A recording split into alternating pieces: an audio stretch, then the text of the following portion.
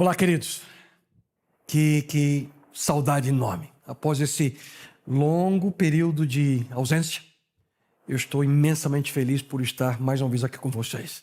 Sejam todos muito bem-vindos à Nova Semente, uma comunidade adventista do sétimo dia que existe para que possamos juntos viver semana após semana uma experiência real com Deus.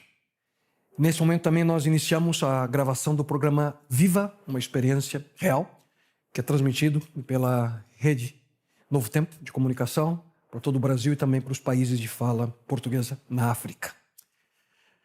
Então, diz para mim, como é que foram os seus últimos 18 meses?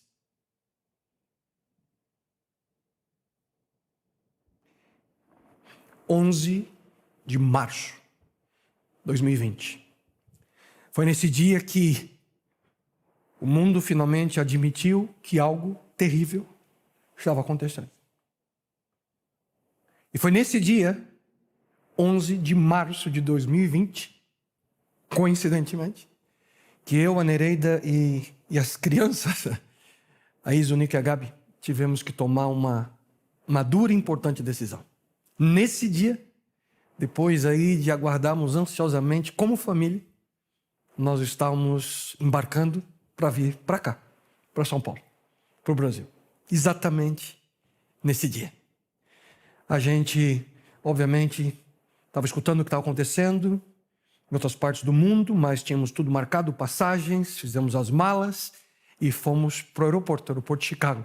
2 horas de carro da nossa casa. E no caminho para o aeroporto, a Isa que estava atrás, a Nereida do meu lado, obviamente, ela disse, pai, eu falei, o que foi, filha? Acabei de receber um e-mail, a Andrews fechou. Eu levei um susto, eu falei, uau! Eu não imaginava que algo dessa natureza ia acontecer com a universidade. E aí eu fiquei preocupado. Sabe, tem hora que você vai para o aeroporto, você quer chegar rápido, né? Nesse dia eu não queria chegar tão rápido, não. Eu falei, Senhor, quanto mais demorar para mim pensar o que fazer. E eu fui conversando com a Nereida, a caminho do aeroporto. E aí, o que é que a gente faz? Embarcamos ou não? E ela disse, ai, não sei, foi o caminho inteiro conversando, vamos, não vamos. Chegamos no aeroporto, foi uma situação interessante. Parei no estacionamento, aí falei para ela e para as crianças, e aí, o que a gente faz? Vamos orar. E aí nós ficamos orando, nós 5. Senhor, ilumina a gente, o que a gente faz? Né? Eu falei, Senhor, fala o coração dessas crianças, né? Que é o certo. Né? Aí decidimos tomar um voto, fazer um voto, né? Um voto familiar. Adivinha o resultado da eleição? Foi 3-2. Imagina, para viajar ou não? Para viajar. Eu e a Nereida tomamos ali a derrota plena. Os 3 falaram, não, nós vamos, pai, não tem problema. Falei, tá bom, então vamos. Como eu digo, o resultado da eleição vamos viajar. Pegamos todas as malas, tiramos do carro, entramos no Sharon, no transporte e fomos para o terminal, né?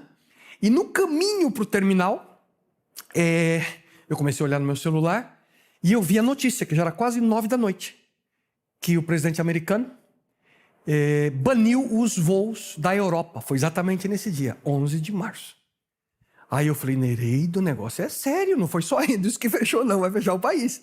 E se a gente for e não consegue voltar? Né? Aí, e ela disse para mim assim, e ela é enfermeira, vocês sabem, ela disse, se eu for numa situação de comércio, eu não vou poder trabalhar na volta, né? Falei, a coisa é mais séria do que eu imaginava. Aí eu reuni o corpo eleitoral ali, falei, galera, é o seguinte, vocês ganharam, mas não vai dar não, nós vamos ter que voltar. Quando eu estava ali convencendo eles, uma senhora, dirigindo ali o ônibus, né? Ela para e falou, Senhor, terminal número 1. Eu disse para ela, nós não vamos descer não, senhora, já volta para o estacionamento, que nós não vamos embarcar não. Aí voltamos, os 3 tristes com a situação, obviamente. Aí eu tive que levar eles para jantar, voltamos para casa 3 da manhã esse dia, né? Para tentar ali levantar um pouquinho o ânimo dos 3.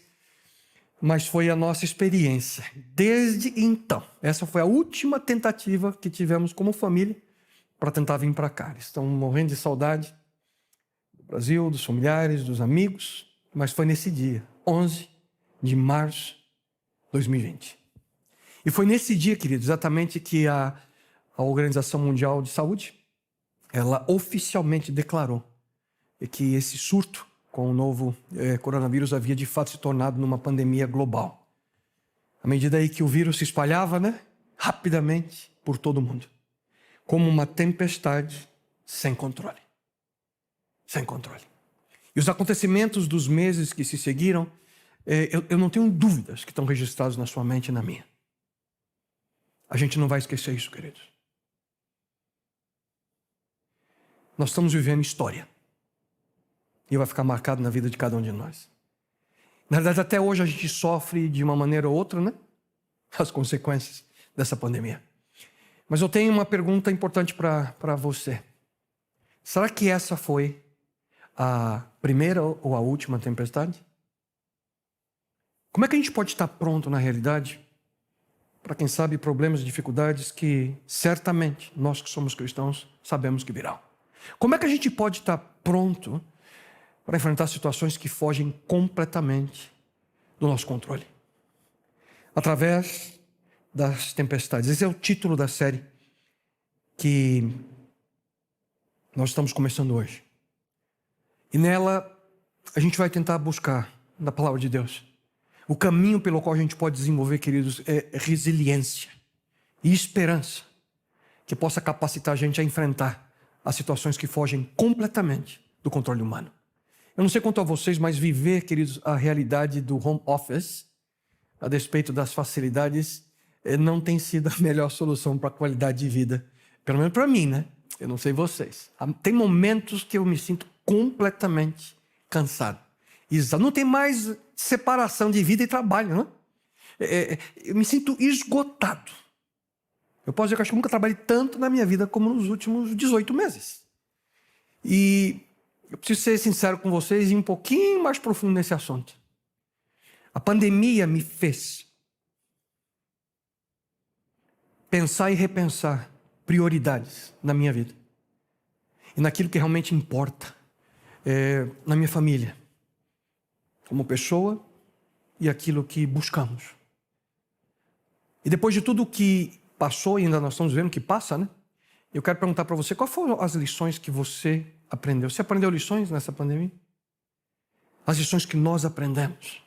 Pouco tempo atrás eu encontrei um interessante artigo publicado pela AARP, é uma organização filantrópica americana que principalmente busca ali ajudar pessoas com mais de 50 anos, né?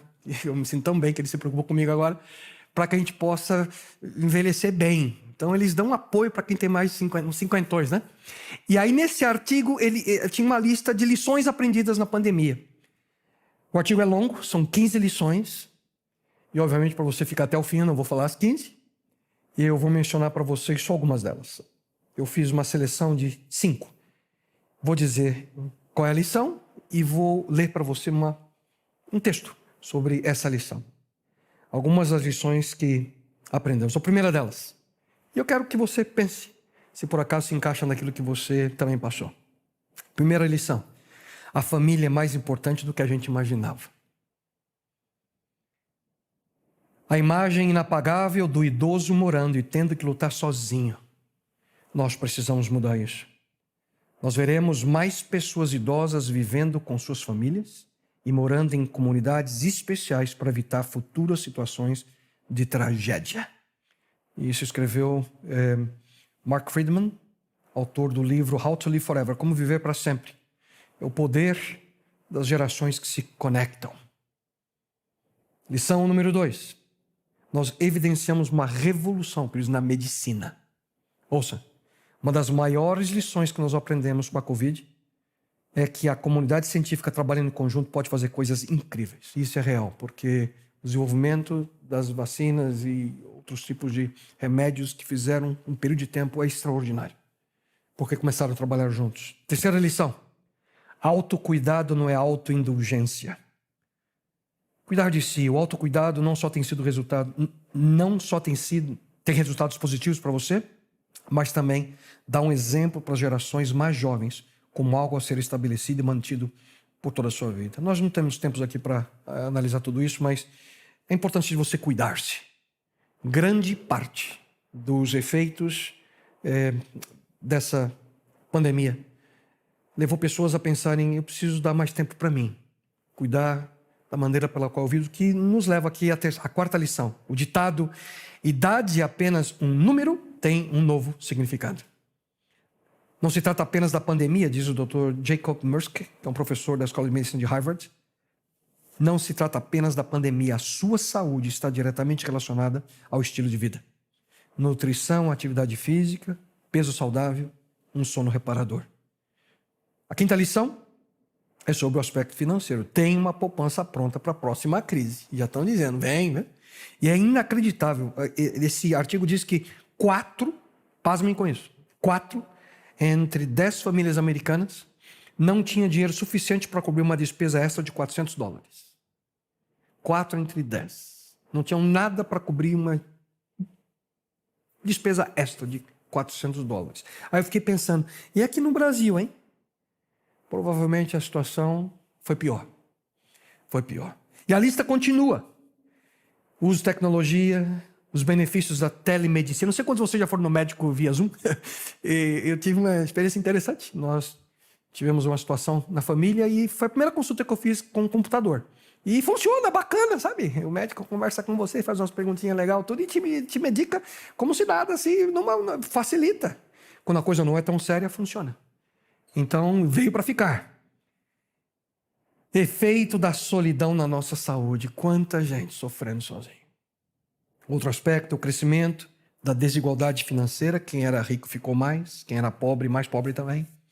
A importância da natureza, preparo para crises futuras. E quem sabe a última lição, para concluir, é que a vida nunca mais será como era antes. Lições que estamos aprendendo, queridos. Mas será que isso é tudo? Na palavra de Deus, nós encontramos lições que nós podemos aprender durante momentos de crise. E eu queria ler esse texto, que é extraordinário a nós, que o apóstolo Paulo ele afirma o seguinte: também nos gloriamos nas tribulações, sabendo que a tribulação produz perseverança, e a perseverança produz experiência, e a experiência produz esperança. Ora, a esperança não nos deixa decepcionados, porque o amor de Deus é derramado em nosso coração pelo Espírito Santo que nos foi dado. Afinal, depois de tudo aquilo que a gente está vivendo, será que a nossa vida pode ser diferente? Né? Será que a gente pode, de fato, viver de acordo com o plano que Deus tem para a nossa vida? Na verdade, é uma mudança de atitude. Nossa demanda, queridos, decisões pessoais que vão além de simplesmente organizar melhor a nossa vida. A gente tem mais uma vez a oportunidade, quando você parar para pensar, de colocar de lado aquilo que nos impede de prosseguir em direção àquilo que realmente necessita atenção, aquilo que é prioridade, aquilo que importa. Porque somente assim a gente está pronto para poder enfrentar próximas tempestades que certamente virão sobre nós, sobre o nosso planeta. E hoje, durante os próximos encontros, a gente vai abordar problemas, questões relacionadas com essa pressão da vida contemporânea. Quanto que temos ao nosso redor que nos sufoca, que nos distrai e que não ajuda a gente a poder, de fato, focar naquilo que interessa. Decisões que nos levarão a focar a nossa atenção, nossa energia naquilo que, de fato, importa, para que a gente possa cumprir o plano do Criador para a nossa vida. E quando eu falo desse assunto sobre focar naquilo que importa, porque eu acho que é uma das grandes lições que tudo isso tem trazido para mim, pelo menos, e eu falo não apenas com o intuito de poder ensinar, mas também aprender. E a minha oração é que aquilo que a gente vai discutir, analisar, estudar na Bíblia possa ser algo que traga impacto na tua vida, na tua também, você que está em casa assistindo, e na minha e na minha família. Porque esse assunto é extremamente importante a cada um de nós. Porque a gente corre um risco. O risco que a gente corre é que, com o passar do tempo, a gente tem a tendência a se acostumar com a rotina, porque vai voltar algumas questões, e depois a gente não é mais capaz de separar aquilo que é urgente daquilo que é importante.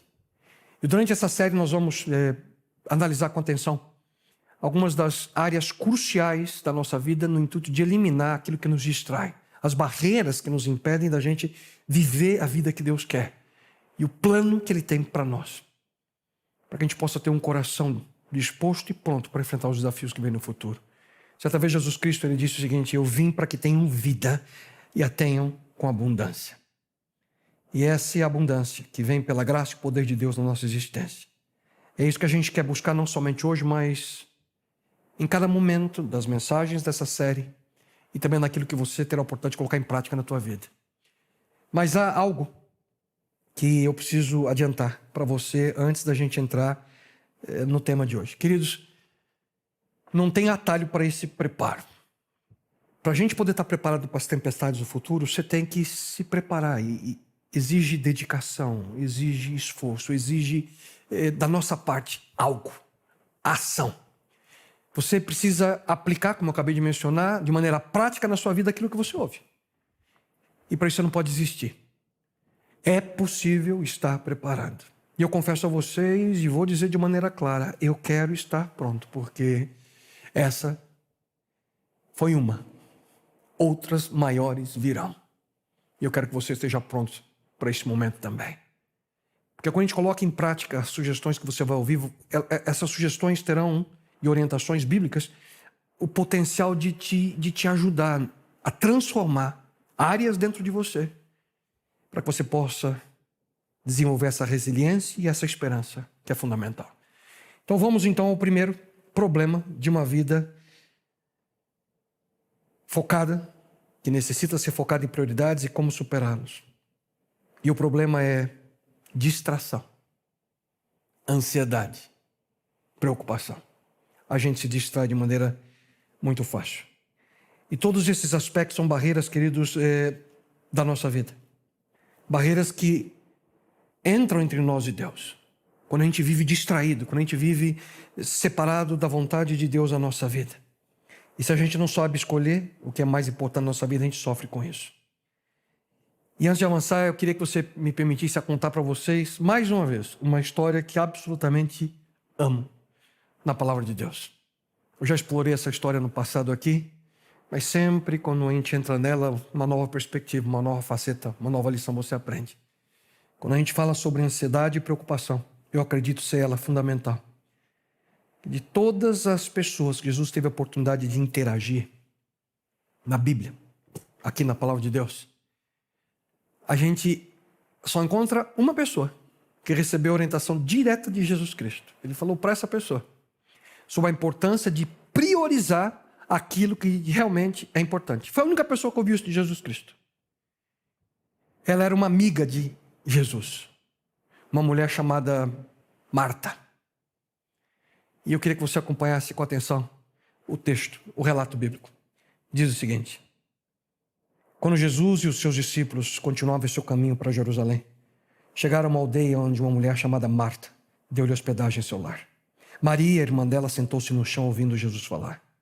Porém, Marta tinha gênio diferente e se preocupava com um grande jantar que estava preparando. Então ela veio a Jesus e disse: Senhor, não lhe parece injusto que a minha irmã fique só sentada aqui enquanto eu faço todo o trabalho? Diga-lhe que venha me ajudar. Mas o Senhor disse: Marta, Marta, você não se encontra tão preocupada com todos esses serviços caseiros? Há realmente apenas uma coisa necessária com que devemos nos preocupar. E Maria descobriu o que é. E ninguém pode tirar isso dela. Essa história é sensacional. Jesus estava aí na casa desses grandes amigos, Maria, Marta, Lázaro, seu irmão. Nesse episódio, a Bíblia não menciona que estava Lázaro. Tem hora que quando você tem duas irmãs, tem que dar uma fugida, né? Então acho que nesse momento ele falou: deixa Jesus cuidar delas que eu não aguento mais. Aí estava só Jesus e as duas na casa. Maria está ali sentada, próximo a Jesus Cristo, ouvindo ali os ensinamentos, e Marta está trabalhando como uma louca na cozinha. E reclamando, né? Porque tudo que ela estava fazendo era ela dizer: estou sozinha aqui, não estou recebendo ajuda de ninguém. Aquelas duas irmãs, elas, de uma maneira especial, estão vivendo um encontro único com Jesus Cristo. Ouça com atenção. Na mesma casa, uma na sala de estar, uma na cozinha. Dentro do mesmo ambiente, mesmo teto.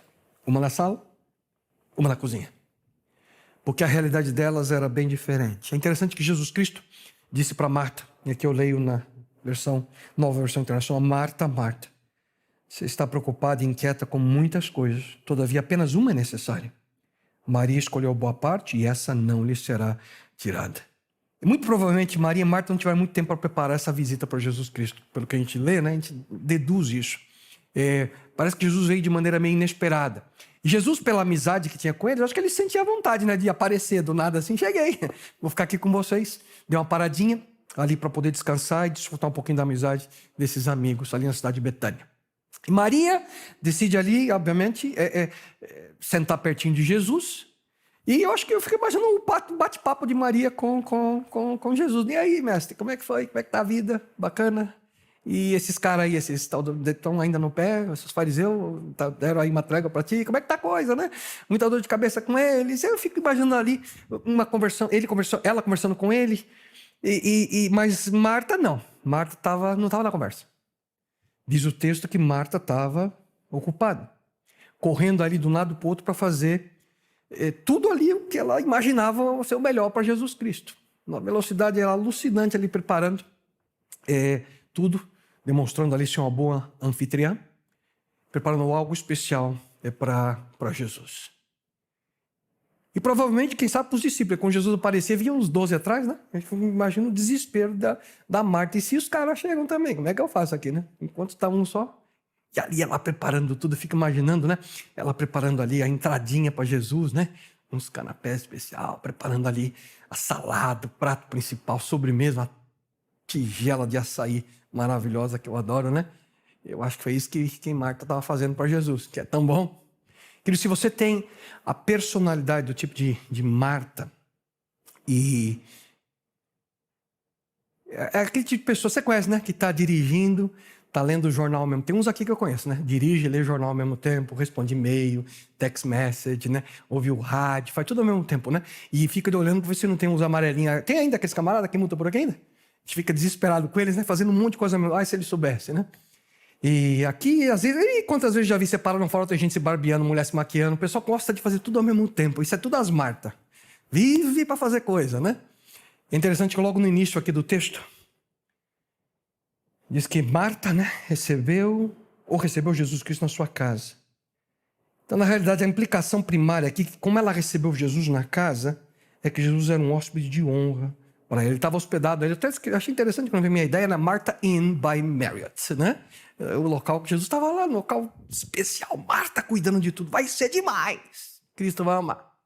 Cristo, na cultura oriental, no tempo de Cristo, a obrigação de você hospedar alguém era importante demais. As pessoas dependiam da boa vontade das pessoas para poder viajar. E o que é impressionante nesse relato é que Jesus aceitou estar hospedado na casa de 2 mulheres solteiras, né? O que foge um pouquinho da situação. Para complicar, a gente não consegue ver isso com os olhos ocidentais no texto bíblico, mas isso ia chocar qualquer fariseu do primeiro século. Jesus está ali com 2 mulheres naquele momento. Era um comportamento inaceitável para um rabino, para alguém que se diz ser mestre. Ainda mais para alguém que diz ser Messias, na casa sozinho com 2 mulheres, 2 solteiras. E é interessante que há um outro detalhe que a gente também, às vezes, não percebe. Diz que Maria ficou sentada aos pés do Senhor, ouvindo-lhe a palavra. Isso não indica só onde que Maria estava na casa, que era ali na sala de estar, mas a posição dela com Jesus, física, sentada aos pés de Cristo. Essa afirmação aponta para o fato de que Maria ela tinha tomado a decisão, ouça com atenção, a decisão fundamental, ela decidiu, eu vou ser um discípulo de Jesus. Porque sentar aos pés significa, eu estou aprendendo de você, eu quero aprender de você. Maria tinha tomado essa decisão de viver como um discípulo de Cristo. Por exemplo, quando Paulo descreve ali as suas credenciais, você te encontra lá em Atos, Paulo diz o seguinte: eu sou judeu, nasci em Tarso da Sicília, mas criei-me nessa cidade e fui instruído, Paulo diz, aos pés de Gamaliel. Gamaliel era o mestre, Paulo o discípulo. Então, quando alguém diz que ele era um mestre, significava um relacionamento. Um discípulo era alguém que tinha decidido estar ali com seu mestre e aprender o máximo possível daquela pessoa. No mundo antigo, os discípulos, eles tinham dentro do seu coração o desejo de seguir o mestre aonde quer que o mestre fosse. Fazia parte do ensinamento formal. Eles queriam ver como é que o mestre lidava com as pessoas. Eles queriam ver como é que o mestre lidava com dinheiro. Eles queriam ver como é que o mestre conversava com uma mulher em público. Eles queriam aprender e copiar tudo que o mestre fazia. Além disso, os discípulos de qualquer mestre, eles competiam entre si para saber qual ficava mais próximo. Cada momento. Por isso que os discípulos brigavam entre eles, né? Fazia parte da cultura. Tem um aqui que eu quero estar mais perto, eu sou o melhor. Eles brigavam entre si. O desejo era um só: ser como um mestre. Esse era o objetivo máximo de um discípulo: ser, tornar-se como um mestre. Poucas semanas atrás eu estava dirigindo em casa. Eu não sei se vocês vão conseguir ver a foto, o pessoal da televisão, você vai ver. Está ali.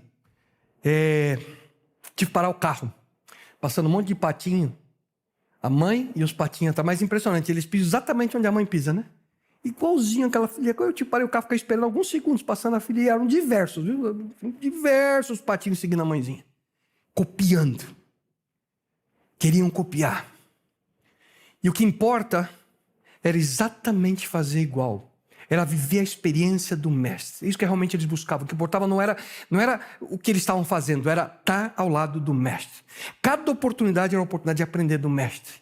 E essa foi a escolha que Maria fez, a escolha que ela tomou.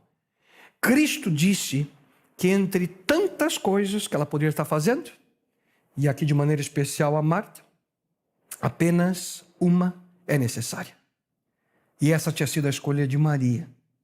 E Cristo fala, isso não vai ser tirado dela. Isso não significaria que Maria ficaria sentada ali, contemplando Jesus, deixando aí Marta na cozinha. Não. A única coisa que Cristo de fato ali estava preocupado era que ela pudesse ter essa experiência. Mas eu queria abrir um parênteses aqui nesse momento, queridos.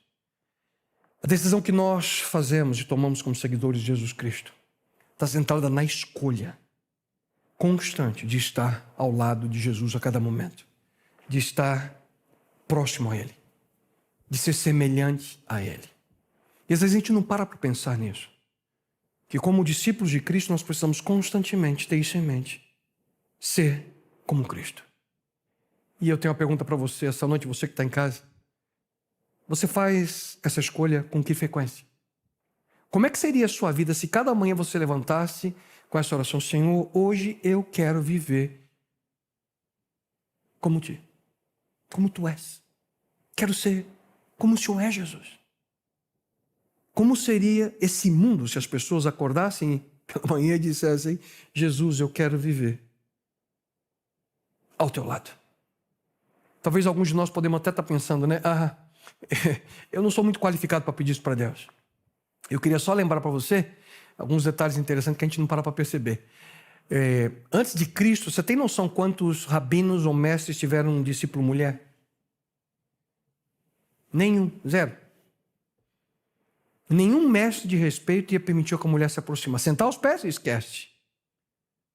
Só que Jesus mostrou, através dessa atitude, para todos nós, que mesmo gente não qualificada dentro da sociedade, pode estar na presença de Deus. Deus está disponível a cada um de nós a qualquer momento. E por sinal, algo interessante, não sei se você se lembra, eu vou aqui só recapitular para você. Quando Jesus se encontrou com os primeiros discípulos, a gente conta esse relato em Mateus capítulo 4. Sabe, lembra o que ele falou para os discípulos? Ele disse assim para eles: sigam-me e eu os farei pescadores de homens. Lembram disso? Pedro e André? Se vocês me seguem. Vocês têm noção como é que funcionava o processo de discípulo e mestre no primeiro século? Funcionava assim. Os meninos, geralmente homens, né? Eles tinham que se dedicar muito na escola de rabinos, que ficava geralmente do lado da sinagoga. E aí o rabino chegava, ele que escolhia. Na realidade, ele escolhia dessa forma. Eles esforçavam os meninos para ser discípulo e chegava para o rabino e falava: escuta, deixa eu ser discípulo teu, deixa eu te seguir. Aí o rabino ele podia escolher: não, esse aqui, não, você não está preparado, você não é bom o suficiente, você quem sabe, vem. Então eles tinham que insistir: deixa eu te seguir. Esses dois aqui estavam aonde? Numa escola? Pescando. Lá no Mar da Galileia. Jesus chega para eles e fala: escuta, me sigam. O quê? Me sigam. Jesus escolheu pessoas absolutamente ordinárias para serem seus discípulos. Você e eu temos o privilégio de sermos também convidados por Ele para segui-lo, como discípulos dele. E essa é uma lição que a gente aprende, queridos. Não importa homem ou mulher, idoso, jovem, branco, negro, rico, pobre. Deus está disponível a cada um de nós. A cada um de nós. Enquanto Maria estava ali sentada aos pés de Jesus Cristo, ouvindo suas instruções, Marta estava na cozinha. E aqui a gente encontra uma das grandes barreiras que impede essa relação profunda com Deus, para que a gente possa estar com Ele, que é a distração. E a Bíblia afirma, naquele momento ali, que Marta andava distraída em muitos serviços. Distraída. Totalmente distraída. E essa palavra aqui no original, ela indica que ela desviou a atenção com a preocupação de oferecer o melhor para Jesus Cristo. Mas a pergunta que fica é simples. Quem disse que ela tinha que dar o que ela pensava que Jesus queria naquele momento? Cristo não disse para ela: escuta, Marta, eu vim aqui, quero um tremendo banquete, prepara para mim, que faz tempo que eu não como comida gostosa, tem que me tratar bem, Marta. De quem então era a culpa da atitude de Marta? Quem sabe foi a cultura, né? Que às vezes a cultura dela diz: tem que cuidar bem de visitante. Quem sabe era porque ela era mulher, tinha responsabilidade. Talvez foi a mãe de Marta que ensinou ela a ser assim, a gente não sabe quem que leva a culpa. A gente não sabe, mas uma coisa a gente sabe. Ela estava onde não precisava estar. E às vezes eu me preocupo e me pergunto: será que eu estou onde eu não precisava estar? Cristo estava na sala de estar e ela longe dele, na cozinha. Distraída. Preocupada com outras situações e não de desfrutar da presença de Jesus Cristo. Talvez Marta não imaginasse que depois de levar ali, ela: Senhor, eu estou aqui, ó. Dá um toque nessa minha irmã e vem aqui me ajudar. E ela tentou ali na conversa, parece que ela estava até criticando Jesus, né? Só não se importa, não. Essa aí dá uma força para mim aqui. Maria não se move. Ela deve ter dado aquela olhadinha para ela, né? Mas nada acontece. E Cristo, de maneira direta, diz a Marta de que apenas uma coisa importava. E o texto que, nesse momento, ela diz: Senhor, não te importas que a minha irmã me deixe servir só? Diz-lhe que me ajude. Parece que Maria não está criticando até só a irmã, mas também a Jesus Cristo aqui. Não muito feliz com o que estava acontecendo. Mas Jesus responde para ela: Marta, Marta, Marta, Marta. E quando Jesus diz o nome de alguém, 2 vezes melhor escutar. Vocês se lembram quando ele disse para Pedro: Simão, Simão, Satanás quer destruí-lo, mas orei por você. Quando Jesus disse para Saulo: Saulo, Saulo, por que você está me perseguindo? E geralmente quando a gente usa o nome de alguém 2 vezes, a gente nunca está assim como... nunca é o tom positivo, né? Eu não chego e falo: Nereida, Nereida, eu te adoro, te amo, não. Eu falo para Nereida, Nereida, estaciona o carro direito, né? Nessa semana, eu não estou brincando, não estou fazendo, não inventando nada. Essa semana, eu falei para ela: eu vou contar para o povo. Estou em casa, chegando ali, toda feliz. Com o papelzinho na mão. Tá aqui, eu trouxe o papelzinho. Depois que alguém quiser ver, tá aqui. Chegou para mim assim, toda feliz, rindo: lê aí. Aí eu fui ler. Aqui o papelzinho. Falei: está escrito aqui: left car running. I turned it off. Hope you don't mind. Yaboi. Quem quer que seja? Yaboi, não sei quem que é. Parece que é um camarada daqui lá da Ásia, né? Traduzindo: você deixou o carro ligado, eu desliguei para você e espero que você não se importe. Onde é que você achou esse papelzinho, querida? No para-brisa do meu carro. Então, se você largou o carro ligado. O carro da Nereida é híbrido, né? Então, tem hora que você não escuta. Então, ela chegou no lugar, conversando, distraída, né? Nereida, Nereida, vê onde é que você estaciona o carro, né? E ela deixou o carro ligado. E foi fazer compras. E lá ficou o carro ligado. O camarada viu o carro ligado, entrou, desligou. Ainda bem que não levou o carro, né? E deixou o bilhetinho ali no para-brisa para ela não se assustar. Marta, Marta. Jesus queria que ela entendesse, que ela escutasse e que ela pudesse perceber a real situação dela. O que era mais importante? Somente uma coisa necessária: a decisão de viver ao lado de Jesus Cristo. Queridos, algumas vezes sentar ao pé de Jesus significa que a gente tem que parar de fazer algumas coisas para começar outras.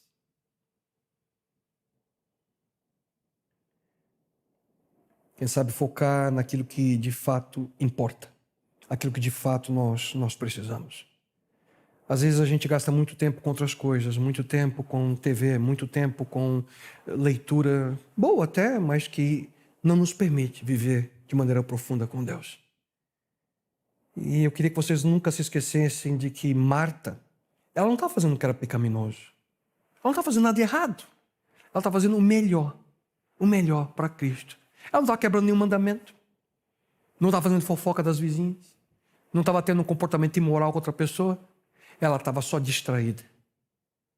E quantos de nós vivemos, queridos, distraídos, sem fazer nada de errado, mas distraídos? E as palavras que descrevem aqui Marta são as mesmas que descrevem, queridos, a grande barreira para cada um de nós. Porque na pressão e na rotina do dia a dia, a gente se esquece daquilo que realmente importa. E muito provavelmente, Jesus Cristo, as palavras de Cristo podem descrever a minha, a sua, a nossa experiência. Principalmente depois da pandemia. Marta era uma seguidora de Jesus Cristo. Ela convidou Jesus para estar na casa, só que ela estava distraída. Eu e você somos seguidores de Cristo. Às vezes a gente convida Cristo para estar com a gente, mas a gente está distraído. Às vezes Jesus está perto de nós, mas a gente não senta aos pés dele para ouvir, para escutar, para aprender. E a frase de Jesus Cristo é a mesma para nós. Ele disse para ela: estás ansiosa e preocupada com muita coisa, mas só uma é necessária. Maria escolheu boa parte, a qual não lhe será tirada. E eu queria que você prestasse atenção em duas palavras aqui: ansiosa e preocupada. Ansiosa e preocupada. O que Cristo estava dizendo mais ou menos para ela é o seguinte: Marta, o verdadeiro banquete é aquele que eu quero servir, não é aquele que você está preparando para mim. Senta aqui, querida, e escuta. Sem pressa, sem ansiedade, sem preocupação, sem se distrair. Mas por que será que Marta e nós chegamos a situações assim, distraídos? Por que a gente vive distraído, cansado, exausto? É porque nós estamos vazios. Isso mesmo, a gente fica vazio. E quando a gente está vazio, a gente não tem força. A gente não tem força espiritual, a gente não tem força mental, a gente não tem força física para prosseguir. E tem hora que eu me sinto, às vezes, vazio. E a gente tem que parar para pensar. Você se sente vazio? Qual foi a última vez que você se sentiu cheio da presença de Deus? Cheio do Espírito Santo? A nossa vida é como se ela fosse um balde. E esse balde tem alguns furinhos, sabe? A gente precisa encher esse balde, porque ele esvazia. A gente precisa encher ele com energia física, com energia mental e principalmente espiritual. Não adianta você falar: eu vou ficar com Deus, você passa a semana inteira com Deus, 8 horas por dia, lendo a Bíblia, orando, e na outra você esquece que ele existe. O balde que encheu, vai esvaziar. Por isso nós precisamos de uma constante conexão com a presença de Deus, para que o nosso balde possa estar cheio. Pastor, mas eu me sinto bem, eu oro com fervor, estou sentindo a direção de Deus na minha vida, eu consigo dar atenção para a minha família, estou fazendo escolhas boas. Super! Só que, do contrário também, o que acontece quando você está vazio? Sabe o que acontece? Você fica ressentido de maneira muito fácil. Que nem Marta, lembra Marta? Senhor, não se importa, a mulher não está me ajudando aqui, minha irmã não está me ajudando. A gente fica irritado, a gente fica distraído. E a gente começa, sabe, encher nosso baldezinho com outras coisas. Sabe o que é? É entretenimento. A gente começa a gastar o nosso tempo. Por sinal, não perca a próxima mensagem, é sobre esse fator tempo. A gente começa a usar o nosso tempo de maneira errada. Livros, novela, é mídia social, é Facebook, é Twitter, é YouTube. A gente começa a admirar a vida de outras pessoas ao invés de viver a sua. E aí, outras coisas que enchem nosso balde é consumismo. E alguns começam a cair em armadilhas. Pornografia, drogas, uma vida imoral. Não percebe que o seu balde, a sua vida está sendo cheia, repleta de porcaria, que o afasta mais e mais de Deus. É isso que acontece quando esse balde não é cheio e repleto da presença do Mestre. E como Marta, a gente fica com a nossa vida vazia. A gente é dominado por sentimentos e circunstâncias que nos impedem, na realidade, de nos aproximar de Deus. O que nos impede de sentar aos pés de Jesus Cristo? O que nos mantém afastados da presença dele? Como é que a gente vence a ansiedade? Como é que a gente vence a preocupação? E o que é irônico aqui, queridos, é que muitas vezes não é a decisão intencional que a gente faz de se afastar dele. É algo bem sutil, a gente não percebe. Só que antes de encher o balde, esse é o problema, às vezes tem que tapar os buracos, né? Alguns já estão com um balde sem furo, sem fundo melhor. Tudo vai descendo. Muitas vezes a gente age sem perceber, assim como Marta. Não percebe, a gente acha que está fazendo o nosso melhor, mas no fundo, nós não estamos focados naquilo que realmente importa. A gente convida que ele possa estar na nossa vida, na nossa casa, mas a gente acaba sem desfrutar a presença de Deus. Não porque a gente está rejeitando Jesus, não. Mas porque a gente cai na cilada da ansiedade e da preocupação, a gente se distrai. Na mesma casa, mas não junto com Ele. Na mesma casa, mas às vezes não junto com Ele.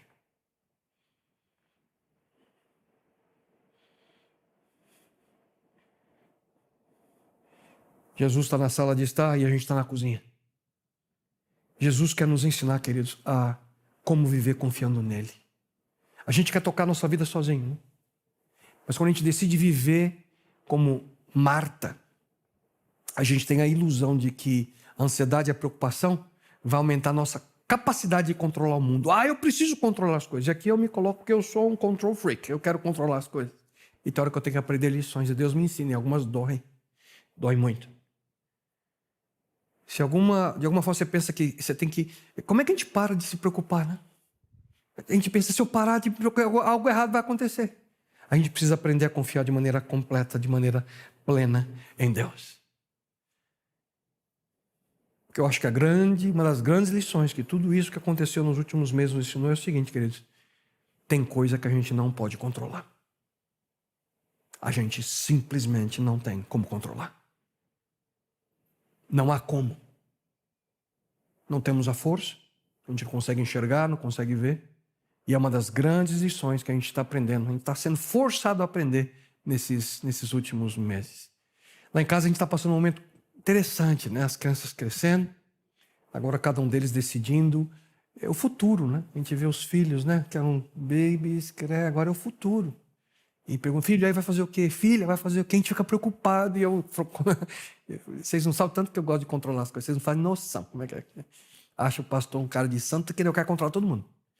E sofro com isso. E falo, filho, faz isso. Filha, faz aquilo. E às vezes eu falo, Senhor, me ajuda. Eles têm que ser felizes com aquilo que eles querem fazer, não é verdade? Mas a gente quer ajudar e às vezes a gente exagera. Nós precisamos confiar em Deus. Então eu tenho mudado um pouquinho minha oração. Senhor, ajuda que eles tomem a decisão. Nada mais é importante que nós podemos fazer como pais do que ensinar nossos filhos a tomar decisões. E eu falo para eles, vai ter um dia que eu não vou estar mais lá, você vai ter que decidir sozinho. Porque muitas vezes a gente é tentado a levar esse peso dessa preocupação a cada instante, né? E o problema da preocupação é que ela não só destrói a nossa vida de maneira emocional, ela também distrai a nossa mente da presença de Deus. Esse é um dos grandes perigos que a ansiedade e a preocupação nos traz. E eu queria aproveitar para, nesse momento, ao concluir esse momento juntos aqui, compartilhar com vocês 2 passos que nós podemos tomar, porque a pergunta é, pastor, você falou só, eu escutei até agora, né? Mas como é que eu faço para tirar isso de mim? Como é que nós podemos, de fato, queridos, vencer a ansiedade e a preocupação?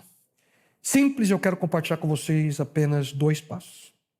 Bem simples aqui para que você possa praticar na sua vida, tá bom? Não precisa nem tomar nota, que é tão simples, só 2 coisinhas que você precisa fazer. Como vencer a ansiedade e a preocupação? Primeiro passo, e você que está em casa também, memorize, coloque no seu coração, confie completamente em Deus. Ouça a condição que a gente encontra em sua palavra. E o meu Deus, segundo a sua riqueza em glória, há de suprir em Cristo Jesus cada uma de vossas necessidades. A gente lê esse texto, mas quão difícil é confiar. Ele vai suprir cada uma de vossas necessidades. É interessante que aqui não está dizendo que Deus vai suprir cada um dos nossos desejos. Não é aquilo que você quer. Diz que Deus vai suprir aquilo que a gente necessita. E essa é uma lição que Deus tem me ensinado nesses últimos anos. Deus tem muito mais preocupação em dar para a gente. Não é aquilo que a gente quer, é aquilo que a gente precisa. E às vezes aquilo que a gente precisa não está de acordo com aquilo que a gente sonha. Como seres humanos, a gente sempre está buscando aquilo que é o melhor, né? O mais rápido, a gente quer saciar nossos desejos. Se Deus suprisse todos os seus desejos, você seria a pior criatura do universo, eu te garanto. A gente ia fazer tanta besteira. Não, Deus, Ele quer suprir as nossas necessidades. Por isso que Deus não te dá tudo aquilo que você quer. Ele prometeu, eu suprirei cada uma das suas necessidades. E preocupação, queridos, não muda coisa nenhuma. Confiar em Deus muda. Porque Ele é o único que pode mudar toda e qualquer situação a cada instante. Pois para Deus tudo é possível. Ele mesmo afirma, eis que eu sou o Senhor, o Deus de todos os viventes. Acaso haveria coisa demasiadamente maravilhosa para mim? Portanto, o conselho que a gente recebe da sua palavra é inequívoco. Ele diz, lancem sobre ele, Pedro fala, toda a sua ansiedade, porque ele tem cuidado de vocês. Converse com Deus em oração, confie em Deus. E provavelmente essa é a grande batalha que nós travamos. Porque nós queremos comandar a nossa vida. E o quanto é difícil confiar nele. Mas aceite esse desafio. Desenvolva essa confiança no Senhor. Porque Ele sabe aquilo que você precisa. E o segundo e último passo para vencer a ansiedade, a preocupação, é algo que repetidas vezes já mencionei para vocês e precisamos colocar em prática, queridos. Viva apenas um dia de cada vez. Foque a sua atenção, concentre-se naquilo que está diante de você. Por isso que Cristo diz de maneira tão maravilhosa, lá em Mateus 6,34, não fiquem preocupados com o dia de amanhã. Deus cuidará do dia de amanhã, para vocês também já é suficiente a preocupação de cada dia. Jesus está dizendo para a gente, viva um dia de cada vez. Para que antecipar a tua angústia? Às vezes a gente quer abrir o guarda-chuva antes de começar a chover. Hoje é o amanhã que você se preocupou ontem. Quando nós nos preocupamos, nós vivemos num beco sem saída. Eu não sei quantos de vocês já perceberam que não há o que fazer com ontem, porque já foi, e a gente não pode controlar amanhã, porque não chegou ainda. O resultado é que a gente fica preocupado, né? Sofrendo, e a gente simplesmente atrapalha o hoje. O hoje, a gente não consegue se concentrar, só sofremos. E o segredo está exatamente aqui. Enfrentar os problemas de hoje com a força que Deus te concede hoje, nesse momento. Enchendo ali o nosso balde, como mencionei minutos atrás. Se esforçando para viver a experiência com Ele hoje. Por que você vai deixar o amanhã da imaginação destruir o teu descanso da noite? Temos que aprender, queridos, que o ontem está morto, o amanhã não chegou. Nós temos que confiar em Deus hoje. Deus quer que nós dividamos a nossa vida em períodos de 24 horas. Viva um dia de cada vez. Um dia de cada vez. E cada dia com Ele. Isso não significa de maneira alguma, não estou aqui, por favor, não me mal compreenda, que a gente não tem que planejar a nossa vida futura. Não disse nada disso. O que eu estou tentando mostrar para você e dizer para você que está em casa também é que é o perigo de viver dominado pela angústia, pela preocupação. E tem pessoas que são completamente dominadas por esses sentimentos e não conseguem sobreviver. Sofrem constantemente. Vencer preocupação, quer dizer, é uma escolha que você temos que fazer dia após dia. Não há remédio que você possa tomar para que você possa, de certa forma, parar de se preocupar de maneira completa. Porque assim, se existisse, né? Você tomava, depois de cada 4 horas tem que tomar de novo, porque passa o efeito, todo remédio passa o efeito. Não adianta você escutar palestra, sermão. Só tem um caminho para você, só uma solução para resolver o problema da ansiedade e preocupação, que são barreiras para nós nos conectarmos com Cristo. É a escolha de sentar-se aos pés do Mestre. Tem hora que às vezes eu imagino Maria sentada olhando para Jesus. Tem momento que eu e você vamos ter que viver constantemente essa. Você tem que tomar a decisão. Eu preciso sentar aos pés do meu Mestre. A escolha de passar tempo com Ele. a decisão de ser como Jesus, de viver de maneira plena e completa o propósito e o plano que Ele tem para a sua vida. Então, querido, se você quer vencer a ansiedade e preocupação, confie nele. Viva um dia de cada vez. Viva um dia de cada vez. Esse antídoto para uma vida distraída, o antídoto para essa vida de ansiedade e de preocupação, é ter uma vida focada naquilo que realmente importa. Viver de acordo com o plano do Criador para a sua e para a minha existência.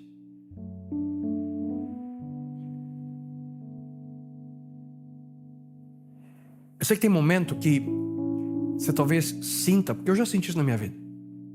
Tem situações que parece que a gente não consegue sentar aos pés de Jesus. Porque a ansiedade domina a gente tem preocupação, a gente quer controlar as coisas. E quem sabe hoje, ao você vir para cá e você que está em casa, televisão ligada, para pensar e responde para você mesmo. O que está te trazendo preocupação nesse momento?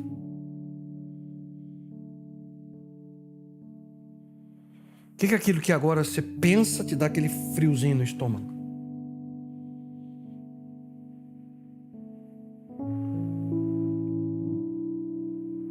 Não conheço sua vida.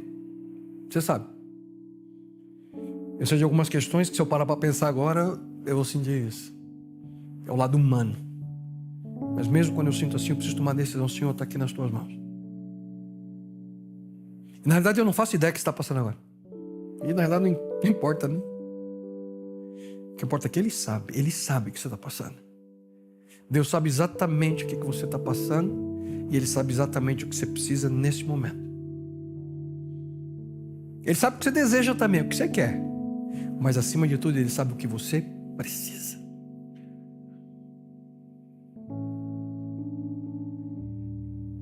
E hoje Deus está falando para você que está aqui, você que está em casa, com carinho, a mesma coisa que Ele disse para Marta. Ele disse para você e disse para mim: meu filho, uma coisa só é necessária para você. Só uma coisa. Uma coisa.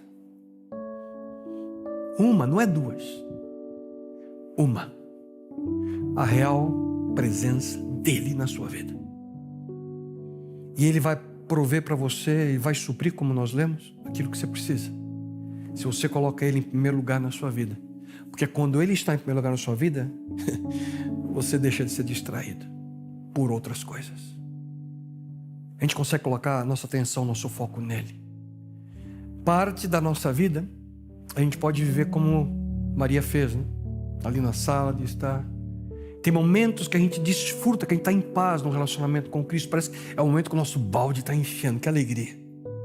Esses momentos são extraordinários. Já vivi muitos deles. Mas tem momento aqui na nossa vida que a gente gasta nosso tempo na cozinha, que nem Marta. Uma coisa já é necessária. Uma. Nada é mais importante. Uma. Eu falo com carinho para você hoje. Se você quer estar preparado para as tempestades que virão, e tenha certeza, elas virão. Se você quer estar preparado para as tempestades que virão, hoje Deus convida você mais uma vez a preencher a sua vida com a presença dEle. E às vezes a gente, como? Através das decisões que você toma.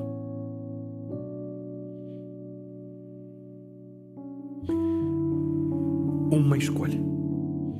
Nada mais que isso.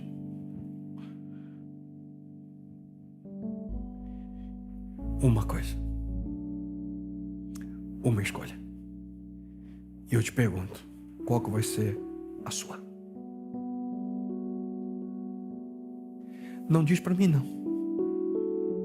Diz para Ele. E não espere para amanhã. Diga agora. Bom Deus, Senhor, por mais de 1 ano e meio, o mundo tem sido assolado por essa pandemia que nunca imaginávamos que aconteceria como tem acontecido. E as consequências afetaram nossa vida, a vida de bilhões de pessoas nesse mundo.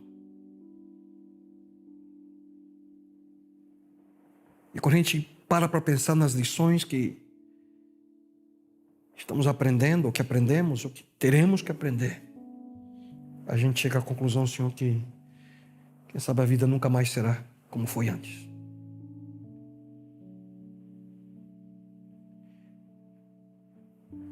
Mas, Senhor, há aspectos que a gente não pode deixar de olhar, pensar, repensar e decidir.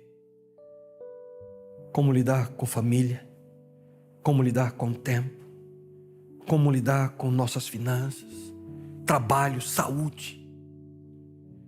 Mas, bom Deus, acima de tudo, a maior e principal lição que precisamos não apenas aprender, mas colocar em prática é fazer a mais importante escolha. Nessa história extraordinária dessas duas irmãs, a gente vê a escolha que Maria tomou.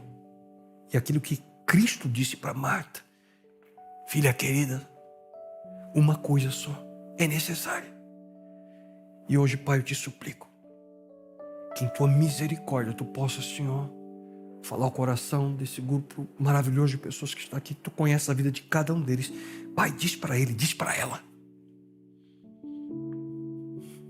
Diz para mim, Senhor. Para cada um daqueles que estão aqui nesse momento servindo. Diz para nós, filho, filha, uma coisa só é necessária. E nós queremos, Senhor, ter essa uma coisa na nossa vida, de maneira constante, que é a tua presença. A presença que nos guia, a presença que nos ampara, a presença que nos cura, a presença que nos dirige. Ó Deus, queremos estar prontos para as tempestades que virão. Ajuda-nos aqui as decisões que hoje tomamos, confiando em Ti, vivendo um dia de cada vez, possa nos capacitar para que possamos, com resiliência e esperança, estarmos prontos para enfrentar os desafios que ainda virão a esse mundo. Abençoa-nos, toma-nos em Tuas mãos. E que a escolha que hoje fazemos seja uma escolha que perdure, uma escolha que se mantenha. Há uma coisa que necessitamos: Tua presença de maneira plena e completa em nossa vida. E isso a Ti lhe suplicamos, não que a gente mereça, mas sim porque nós rogamos a Ti em nome dEle, Teu Filho e nosso Salvador Jesus. Amém, meu Deus. Amém, Senhor.